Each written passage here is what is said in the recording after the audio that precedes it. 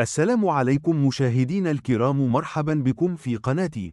لا تنسوا دعمنا بالإعجاب بالفيديو والاشتراك في القناة وتفعيل الجرس تشجيعا لنا لنستمر بنشر المزيد بحول الله. تعرضت مخيمات محتجزي تندوف الواقعة جنوب غرب الجزائر لأوضاع إنسانية مأساوية إثر الأمطار الغزيرة التي اجتاحت المنطقة مؤخرا، وتسبب في انهيار الخيام والمساكن العشوائية على رؤوس سكان المخيمات، مما أدى إلى تدمير ممتلكاتهم وتعرض حياة آلاف العائلات للخطر، بما في ذلك الأطفال.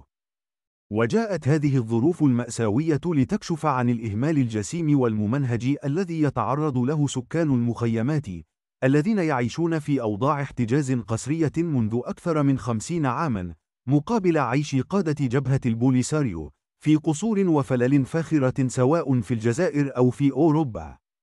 ويبرز الوضع الحالي التناقض الواضح بين حياة القادة والمحتجزين، وهو التباين الفاضح الذي يعكس فشلاً كبيراً في إدارة الأزمة من قبل قيادة البوليساريو والنظام الجزائري، اللذين لم يتمكنا من تقديم أي نوع من الدعم أو المساعدة العاجلة للسكان المتضررين في المخيمات. صوراً ومقاطع فيديو توثق حجم الكارثة الإنسانية التي خلفتها الأمطار، حيث أظهرت المشاهد الفيضانات التي غمرت المساكن وتسببت في دمار شامل، مما دفع المحتجزين لمناشدة المنظمات الدولية للتدخل الفوري وإنقاذهم من هذه الظروف الكارثية التي تهدد حياتهم، في ظل تجاهل السلطات الجزائرية للأزمة المتفاقمة.